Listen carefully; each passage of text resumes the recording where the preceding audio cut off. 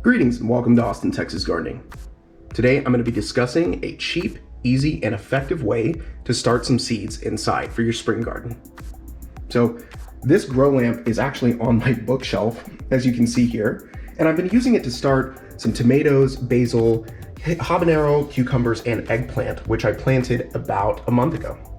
These seeds have turned out super well, and the grow lamp has been super effective. Now, obviously there's cheaper and easier ways to start seeds inside. I've heard of people having a south-facing window, for example, be fairly effective, but I wanted to give my seeds the best chance at coming up, and we're getting ready to transition these into my backyard raised garden bed. So, today is gonna be a product review on two products and discussing my process for starting these guys. And as you can see here, they almost all came up.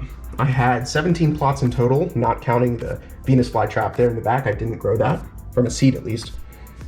And you can see here, my 3 eggplants came up, my 3 cucumbers came up. I accidentally put some tomato in that habanero plot there, but they all came up, and I've been thinning these out over the past couple of weeks.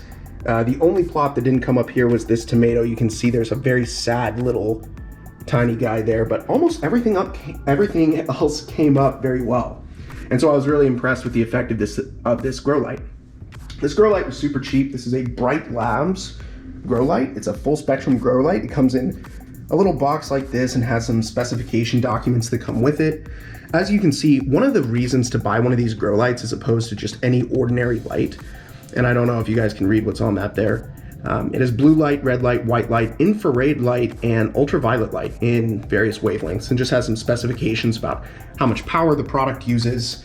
It's about 12 inches long and 5 inches wide. It's a really effective grow light. And of course, are there better grow lights? Absolutely. This is just a cheap one. I paid $30 on Amazon for this grow light. There's a link in the description of the product if you're interested in it. And it hangs on these little cables. It's kind of designed to hang off your kitchen counter. I pinned it to the back wall of my bookshelf here where it's been sitting for a month, and it's worked super well. So obviously, again, you could probably grow seeds inside for $0. I paid $5 for this little container and the little plots that they're in. Maybe, I don't know, $10 for a large bag of indoor potting soil, which the seeds are growing in, just to give them the best chance. $30 for the grow light, and then this seed vault kit. So I spent $80 in total. You can spend a lot less. For example, my habanero seeds here came from a habanero plant, which is growing in my garage. So you could probably just go get tomatoes and cucumbers from the store and stick those seeds straight in your grow setup area. But I found this Gardener's Basic Seed Vault kit really, really cool. So they come in a little bag like this. And now this is less cheap, this is $40. If you're interested in just getting a wide array of seeds, it comes with 35 different varieties. It says that there are over 16,000 different heirloom seeds that they sell. And I have had a lot of trouble growing some of the winter vegetables, broccoli, cabbage, etc. I did celery last year and it turned out well, but I've always had a lot of success with stuff like cucumbers and tomatoes. It also comes with things like watermelon seeds. Again, I typically get these from actual watermelons.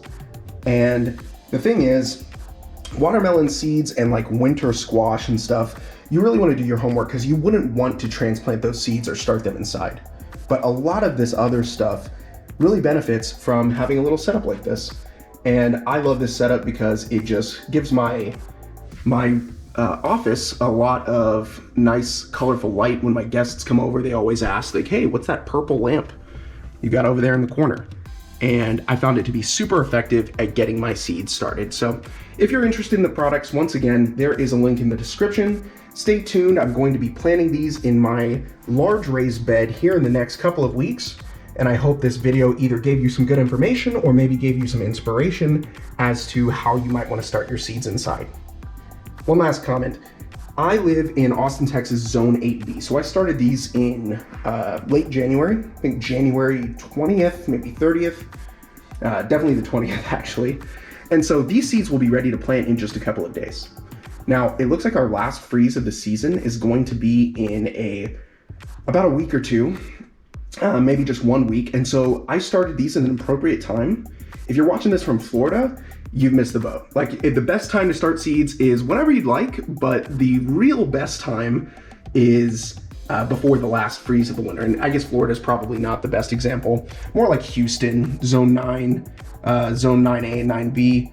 But if you're watching this from a more northern area, let's say you're in zone 6, zone 5, etc., you still have plenty of time. Go online, look up the last freeze of the season, and then start them about a month prior to that, and you should have some success. So I wish you guys well. Thanks again for watching, and good luck with all of your gardening projects.